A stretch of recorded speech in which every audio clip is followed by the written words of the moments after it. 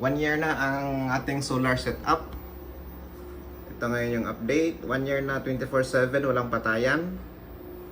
Ito yung total harvest niya sa araw, 7.56 megawatt hour. Today, naka 9.5 siya. So, nagbibenta siya sa ngayon sa Meralco ng 2.34 kilowatts or 2,340 watts. So, ito nang gamit ng bahay, 960 watts. Ito yung sa battery, 71%. So, medyo maliwanag ngayon.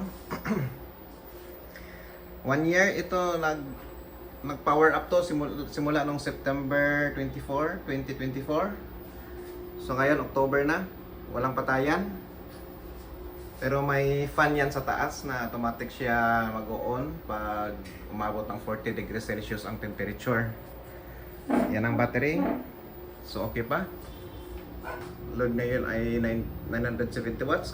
Check natin ang ating load ngayon. So buhay itong aircon. Ito yung 3 horsepower. Testing natin buhayin yung nasa taas. So tatlong aircon ang load dito sa bahay. 1.5 horsepower.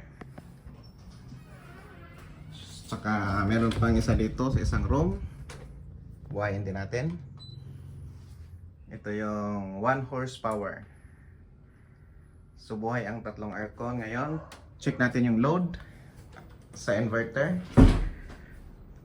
Meron pang buhay palagi na freezer, ref, at saka may ice maker. Ito yung freezer. Saka yun yung ating yun yung ice maker at saka freezer niya. Saka mayroong water pump na maliit. So yan ang load ngayon. Buhay ang tatlong aircon. Tingnan natin ang total consumption. So yan nga 2,100. So hindi pa siguro nabuhay yung compressor ng aircon kasi kaka-on lang. So ayan yung update. Sa gabi minsan buhay ang tatlong aircon, walang patayan hanggang morning. So ngayon nagbibenta pa siya sa Meralco ng 1,280 watts. So ang battery naka-limit yan. Ang nilagay ko lang ay 2,200 watts maximum charge. So ang sobra na power ng solar na ang sobra dito sa unahan niya yung load. Pag okay na yung load lahat, ito naman sa battery, magcha-charge sa battery. So maximum dito ay 2,000 watts or 2,200 watts ang maximum na nakaset dito. So kung may extra, saka siya magbibenta doon sa Meralco. Yan, mga extra yan. So ibibenta yan doon sa Meralco. Tapos magandang init ngayon. Check natin yung galing sa solar. Ito yung total na na-harvest niya, 7.56 megawatt hour. Ito yung simula nung September last year hanggang ngayon. So nag-start to September 24. Ay ngayon October na 2025. September 2024 nag-start. So ito ngayon yung actual niya na sa string 1 or P1 may 6 na panel yan na 550 watts. Tapos sa P2 may 6 din na 550 watts. So depende sa sikat ng araw ang kanyang power na mag-generate. So ang total ay yung sa taas. So nung nag-start ng September, nung pagka-October, November, December, dating binabayaran ay yung sa mga 4,000, 5,000. So nagiging 600 na lang after ako naka-install ng solar setup. Then nag-apply kami sa Meralco. Pagdating nung January, na-approve na. So from February, March, April, May, June, July hanggang ngayon October, zero bill na yan, wala nang binabayaran sa Meralco. Tapos meron pang extra na save doon. So parang may utang pa ang Meralco, may naka-save kami na power doon.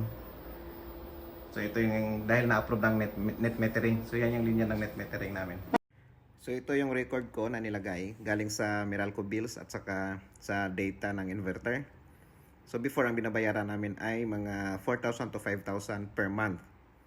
Wala pa yung aircon sa sala, yung 3 horsepower. Wala pa kami ibang gamit nun. So nang nag-solar kami, nadagdagan ng aming appliances kagaya ng induction cooker at iba pa. Ang binabayaran namin monthly ay less than 1,000 na lang. So nag-apply kami ng net metering sa Meralco. Noong January this year, na-approve na. So, nung pagdating ng February, this year, 2025, nag-zero bill na kami. Wala nang binabayaran hanggang sa kasalukuyan. October na ngayon, wala pa rin binabayaran. Zero bill pa rin. So, at the same time, meron kaming na-imbak na power doon sa Meralco. So, may savings kami doon ng mga 7,900 nandito sa Tingnan nyo sa remaining credits. Diyan nakalagay ang naipon sa Meralco. So ang total na na savings ay 69,824. So almost 70k na. So sa total na cost ng setup, so nakabawi na ng 33%.